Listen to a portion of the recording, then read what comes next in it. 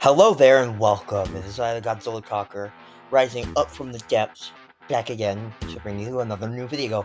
I'm sorry I was gone because I've been having some mental health issues, but that's besides the point. Today we are delving into the almost near impossible, well, not nearly impossible because a billion YouTubers have already done it, but that's besides the point. I'm going to share my personal ranking. There's going to be controversy, so do not take any of these to offense. It's my opinion. You can go enjoy your favorite Godzilla movies, even if they aren't technically my favorite. Some might be a good take, some might be horrendous takes, but it's my opinion and I am entitled to it. So feel free to dislike, because I need the engagement algorithm to kick in.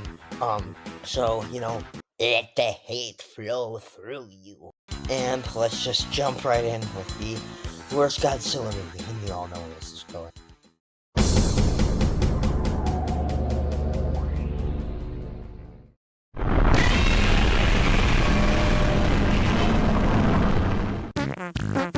Ah, yes, the Godzilla anime trilogy. Where do I even begin with this atrocity?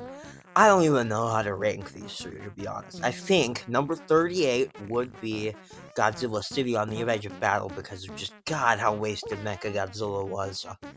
They're all equally disappointing, but the biggest disappointment is seeing Mechagodzilla look that shitty. And when the shitty design is not actually utilized, they're replaced with something even worse. A goddamn city. I mean, it's ambitious, I'll give them that, and that's about all I give them. At least the human characters weren't insufferable, but if the monster battles are even less boring than the rest of the really boring, slow-moving, sluggish monster battles, then you know something's wrong. Next, I'd probably put Godzilla Planet Eater because it's just a little more action going on there. Albeit not very good action, but it's still something. The Void Ghidorah thing is a really cool idea, but again, like all cool ideas, we're just thrown to the wayside and wasted, and the battle is boring, and the human characters are even more insufferable, and the love plot, and blah blah blah this, fuck that, fuck this. It's just, oh my god, I can't with it. And then the least atrocious is the first one, Godzilla Planet of Monsters.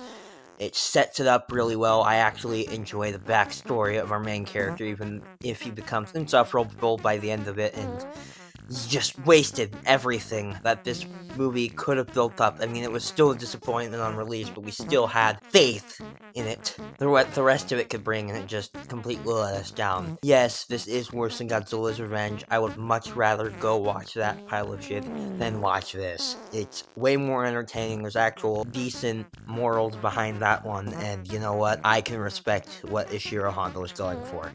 And speaking of, let's move on to that.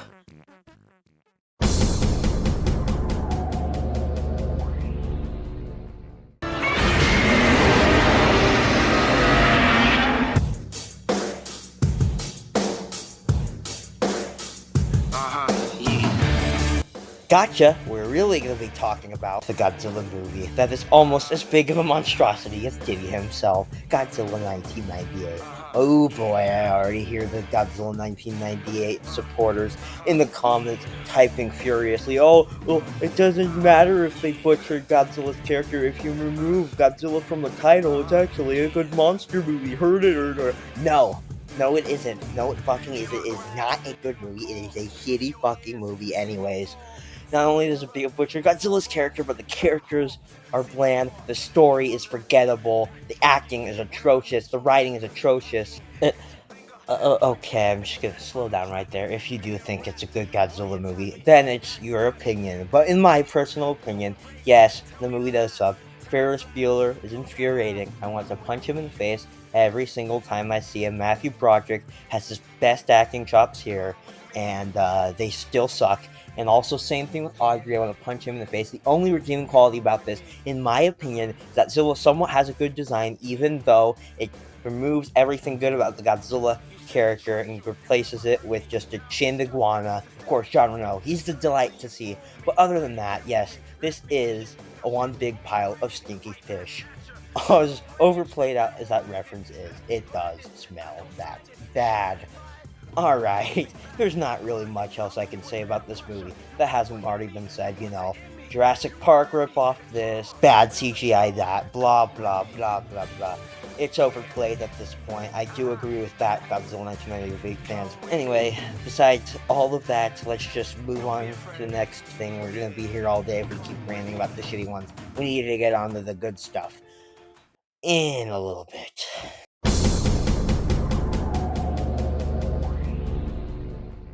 Godzilla says that I should learn to fight my own battles, you know.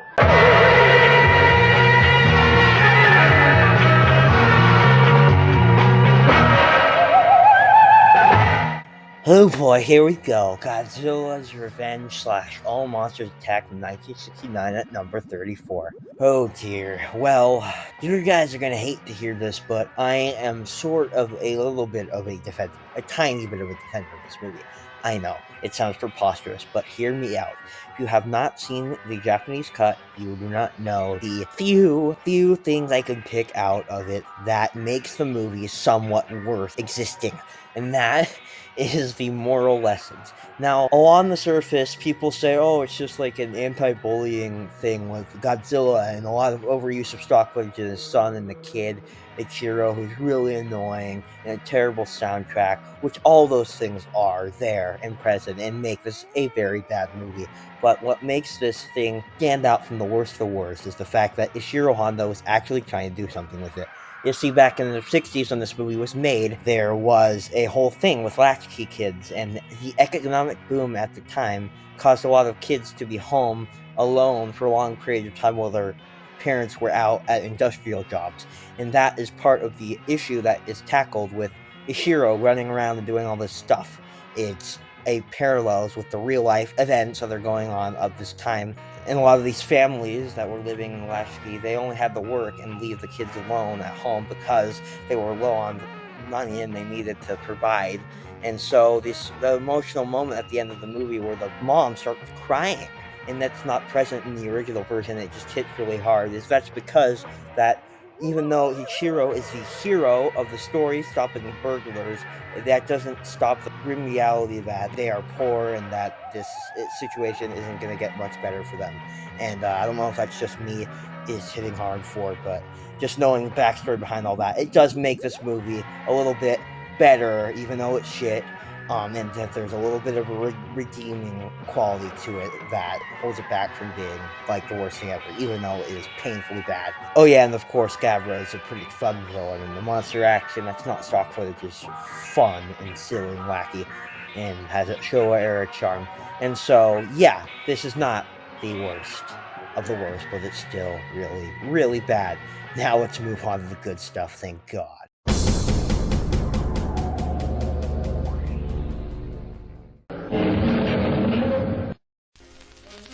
The year is 1955, and the world was just shocked by Godzilla 1954.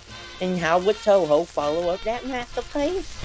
Well, to answer that question, shittily done 1950s me mediocrely, to say the very least. I mean, it's definitely not bad. It's not that far from being considered bad in my eyes, but it's definitely far, far above. The gap between Godzilla's Revenge and the rest of those movies and this is huge. It's gigantic. It's vast. It's just a mid Godzilla movie that is a bit of a disappointment following up the last one.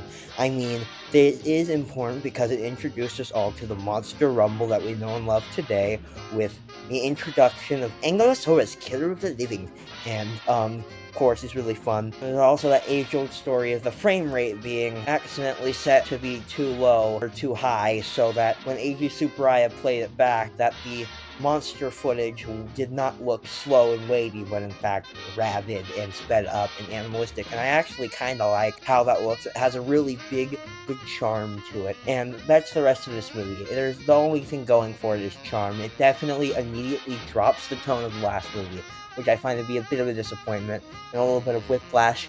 But again, not the worst thing in the world. The human characters are charming, but albeit forgettable. The only one that has an impact to me is the sacrifice at the end, and that, spoiler alert, is what happens. Crashes into the ice. Really great ending in the ice, the iceberg Godzilla gets trapped in. That's a really climactic scene, but it does cut the tension halfway through when they go back to discuss the plan. I just always found that little interjection to be really, really weird. And also, some of the human scenes do drag on quite a bit. Also, I have to mention the eerie atmosphere in some of these scenes. If you're not watching the fire monster cut, actually, sometimes the atmosphere is amplified in that version where it's even creepier. But just some of the moody shots, it just kind of like whiplash even more from the rest of the movie, which is lighthearted, where Godzilla's roaring, he's just standing there in the lights and stuff. It's, oh my goodness, it's just kind of freaky. But overall, Godzilla Raids Again isn't complete banana oil. If you didn't get that reference, I probably sound really stupid. Anyway, let's move on.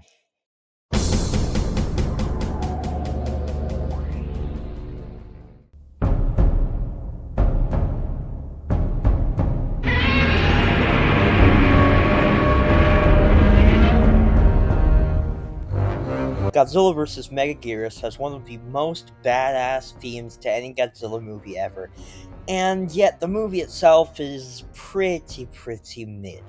For starters, let's do the things I like, which are plenty. One is the special effects and miniature work. It's really spot on for like most of the Millennium era. Also, I really like the concept of the black hole dimension tide gun. That is really interesting, experimental, and you don't really see that a lot in later Godzilla movies. So it's nice, but I wish it was a little more fleshed out like a lot of other ideas. Also, the callback to the original Godzilla and original Rodan with the Mega Nulon, and also with the flashbacks using the suit from this movie in place of the 1954 Godzilla suits, also really neat. The human characters, on the other hand, though, they are very bland and forgettable. There's like Soldier Lady, and then this is the extent I know them to. Soldier Lady, Blackwood's hat scientist with the mini robots, the annoying kid, of course, because what Godzilla movie doesn't have an annoying kid? And of course, it's an early 2000s Godzilla movie, so we have the city CGI that makes Godzilla 1998 look like stuff from today. Yeah, takes me out of the immersion every time those things buzz around on screen around Godzilla and stuff. But it does create some unique scenarios for how Godzilla has to deal with the little pesky little things.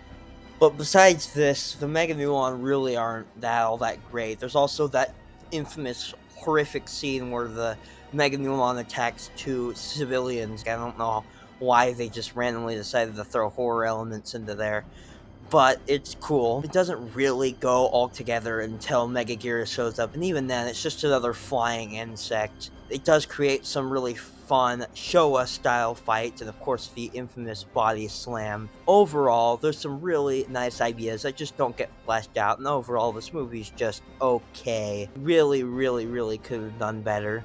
But overall, of course, not bad at all. It's an enjoyable watch. Go check it out.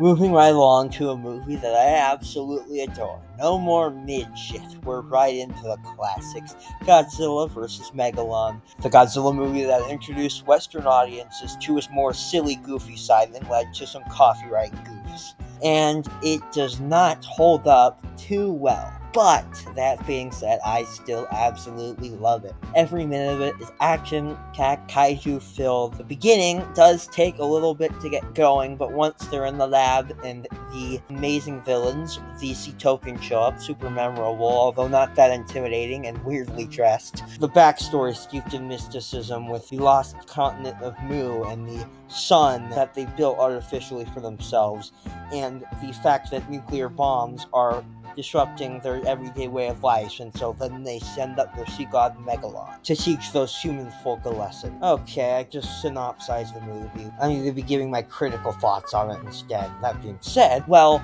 the special effects, of course, are not good for today's standards. There is one sequence in particular, which is the Megalon dam sequence, which is really spectacular, and the miniatures are super fun, and how the human characters have their interactions and get flung in. It's just super fun to watch. And that's the same with a lot of kaiju action in this movie, although some of it does drag on. They're kind of just like standing there in the field. It kind of gives off the impression that they were struggling to keep the runtime up to 90 minutes, and they try and get padded out.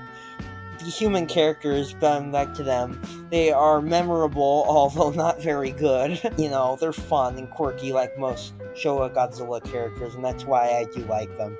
And they're not the cringe kind of quirky unless you're watching the American cut. Take notes, Godzilla X Kong. Sorry. We'll get to that though. Overall, again, not a good movie from a filmmaking's perspective, but good lord, does this have such a soft spot in my heart. I could watch this movie forever until the end of time, and we're still towards the bottom of the list, so that just goes to show you how much I love this franchise. Jet Jaguar is a delight. Megalon and Gigan's personalities mesh so well together, considering that they're giant, imposing monsters, but they act like children and are kind of cowards. The final battle, of course, a dropkick. I love how the Showa era gets kind of summed up as that one. It's really a lot more. So, as much as it pains me to say it, I cannot put it any higher than this. This movie's just beloved. It's just not good from a objective standpoint. Time to move forward to the next film on the list.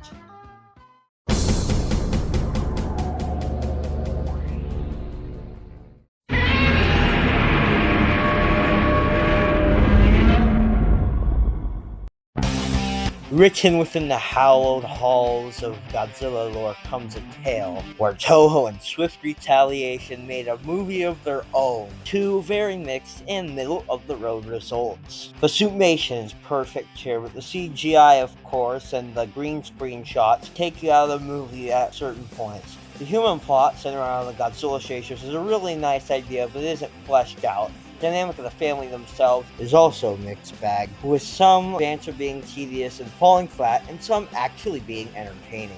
On the other end, Mitsuo Katagiri of the Crisis Control Center makes a fun, new, memorable human villain and is a good antithesis to the family's ideal to utilize Godzilla for science, whereas he just wants nothing more than to kill the bastard. Speaking of science, the more in-depth look at Godzilla's regenerative properties and indestructibility is a really nice touch, and it really gives some insight. And in turn, Orga's motivations stand out as one of the most unique, with him wanting to take on Godzilla's form and indestructibility for himself. Although the CGI they use on him for the battles as him in his previous forms is very, very bad. The ending battle where he tries eating Godzilla alive and fusing with his cells is one of the most memorable moments, and also really entertaining and tense. A lot of positive things can be said, but at the end of the day, it's just not that ground-shattering. It's a nice, refreshing reset to the Godzilla franchise, a good palate cleanser, but other than that, not much else.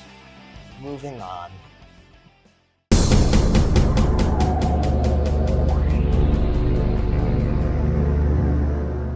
Fear Batra.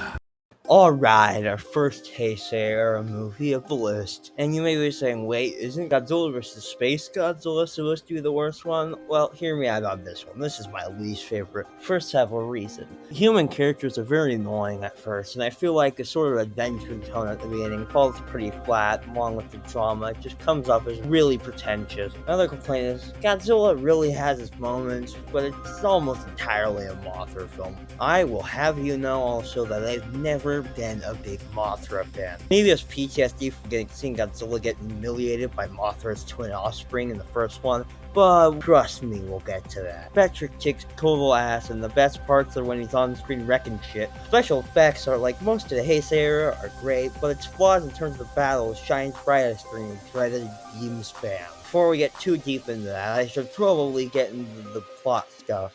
It has a super heavy-handed message of environmentalism, which would be fine, like in Godzilla vs. Hedorah, where it was creative, but it's just not creative. It just feels like a retread, like a lot of things in this movie. I do like the mystical elements of the Lord of Mothra getting expanded on, and the visuals for all of that harken back to the originals and are a nice touch, and gorgeous as fuck. But again, the human story around it just does not engage me whatsoever. Much as they really want me to care about the divorced couple, it just keeps making me roll my eyes. Also ends up sidelining Nikki, the best character in these movies. She just kind of stands around and watches. They had to throw a token kid character into, god damn it.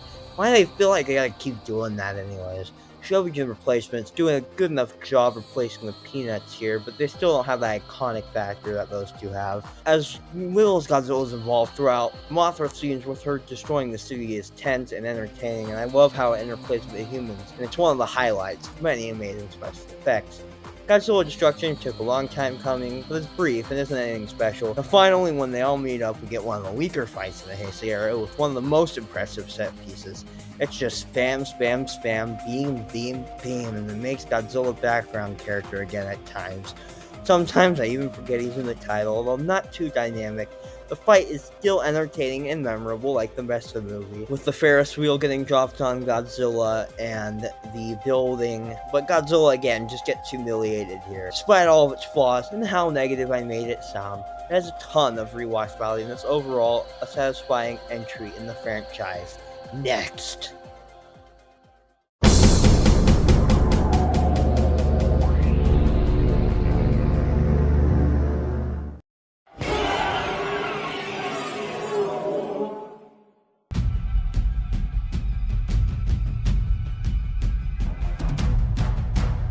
Godzilla Tokyo SOS, another Mothra-centric movie coming up next. Notice a pattern here. A damn good kaiju movie, but a slightly disappointing sequel to the excellent Godzilla against Mechagodzilla. It acts not only as a direct sequel to the previous Kiryu movie, but it also does to the 1961 solo Mothra movie.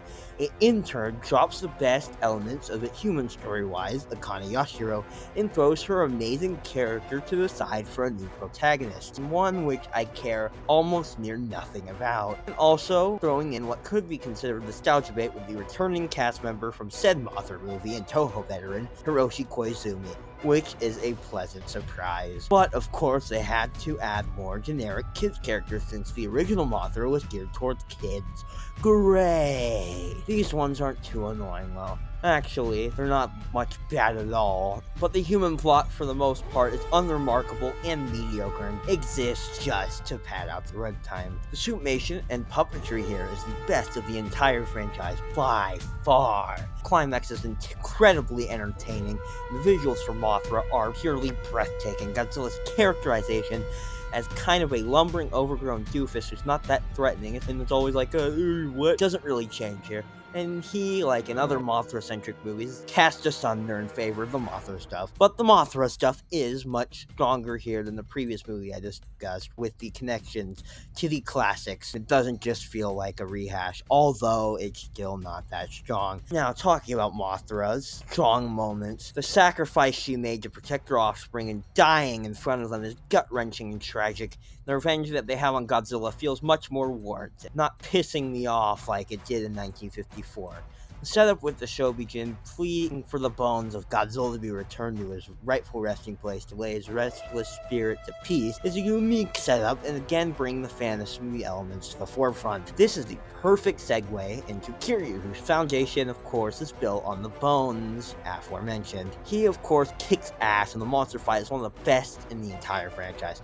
Even if the plot around it is stale and overly simple and the callbacks are shameless, it's yet another satisfactory one, even with some of the missed potential being significantly weaker than its predecessor.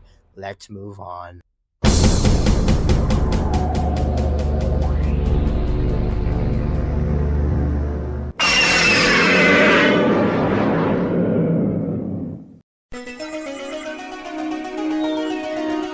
Last Heisei film on this list for a while, Godzilla vs. Space Godzilla. As it is with most Godzilla fans, it feels like a crime to put such an awesome iconic kaiju's movie this low on the list, but the movie around him just isn't the best. Let's start the undeniable fact that this movie definitely feels like the heads of Toho trying to stretch out the Heisei series to be longer than planned, which is exactly the case of what is actually going on here.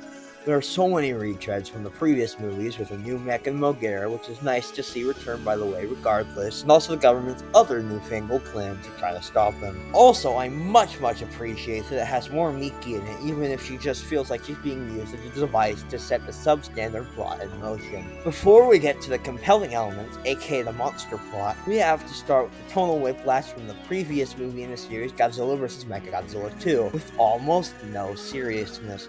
Don't get me wrong, I love the cutesy design and personality for Little Goji, but it feels a tad out of place in the Heisei era, even if it doesn't feel too out of place in this whimsical film. Although the needless love plot and spy plot and other characters involved are honestly some of the most forgettable in the entire series, even if they aren't too bad, I couldn't tell you anybody's name. Despite the flaws in the movie, it is very entertaining. The special effects are extremely hit or miss, and some are the worst in the Heisei era, but they are charming nonetheless. The setup for the monster action with the kidnapping of little Goji and Godzilla having to go get him back is one of the more interesting parts, and again, the classic Mech era coming in to help is nice too. The climax is so fun, it has some creative set pieces with the crystals that make it feel more dynamic than the beam spam, even if that's basically what it is at certain times. The two amazing movies that came before and after this movie overshadow it, and it may not be the best, but that definitely doesn't mean you should skip it. Fun stuff. Go check it out. Now let's get to the one you've probably been waiting to hear my thoughts on for some time.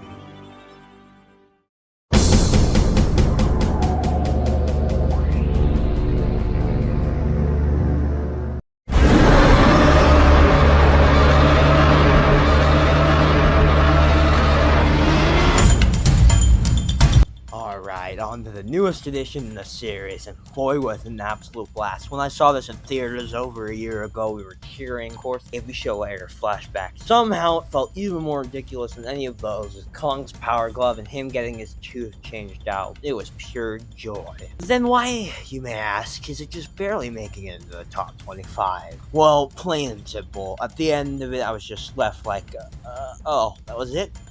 Okie dokie. Sure, I love how it's not bloated and the monster action takes on almost the entire movie, but I felt like it didn't really have enough time to deepen the lore of the monsterverse and fully flesh out the setup of the Scar King, and especially Shimo.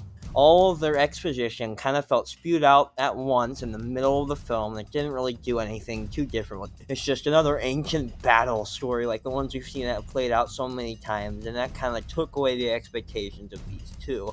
Slightly. Especially since Godzilla was able to defeat the Ape Army in that battle anyway, single-handedly. If anything, it kind of felt more like a Monster of the Week threat, you know? It's, again, not much of a complaint. Nothing that was gonna shake up the world of Monsterverse too much. Didn't really need to be. It kind of left me having similar thoughts to Godzilla vs. Space Godzilla, but lesser. With it holding us over with delivering the goods until the next movie. Scar King seemed like a ruthless threat with the way they characterized him in the best scene of the movie, but it didn't feel like it would be as big of a threat as Ghidorah. Shimo should have had a lot more build-up, and again, they just don't really, it's not really too much big of a complaint. It doesn't need to be as big of a threat as Ghidorah. Now, I know there's little of it, but I have to talk about the humans, unfortunately. A lot of people find them funny and charming in this movie, but I found them kind of annoying, like some of the others, especially Bernie. Good God, I wish you would shut up. The Gia story was very heartwarming, as always, but the prophecy thing and Mothra being there just kind of felt tacked on and forced. The focus on Kong, again, is a slight complaint, as Godzilla kind of feels like a cutaway gag up until the end, and great titans like Tiamat get dispersed in 0.5 seconds, and Evolve Goji also didn't feel like too much of an upgrade, but what they did with Kong makes for some of the best highlights, and it makes the complaint very, very minor. The amount of emotions in character without any dialogue they were getting through with them and Tsuko and nothing short of art. You can tell everything that was going on with those two in their heads. Now, the monster fights are some of the best in the Monsterverse so far. We're finally onto it. Of course, it doesn't really feel like it carries too much weight. The spectacle alone is enough to make me absolutely giddy. This thing was pure eye candy. The Kiro Z fight in particular is the most Showa-era-esque fight, and once it got on land, it's just even more peak cinema. Shimo was looking even more intimidating when she was making the ice storm. Scar King acting like a total menace. The characterization of all of them is just God, it's so fun. I could sing my praises for the goddamn thing all fucking day. Oh my God, it's just so fucking good. It's a fucking dream come true for a kaiju fan to see the show action on such a big scale. I could just watch that same fight on repeat all day. Okay, I'm just going on and on about this. Although the humans and the world building and plot is nothing good, it just really didn't need to be. It's like a lot of things. This was one of the best cinema experiences I've had in my entire life. It's a great reminder of how magical movies can be, as cheesy as it sounds. Don't take this lower placement as an insult to the film, as I adore it, obviously, but take it as a sentiment to how much I love this franchise in every stage, and how amazing these films and their legacy over these 70 years truly is. And that is a good place to end part 1. You what?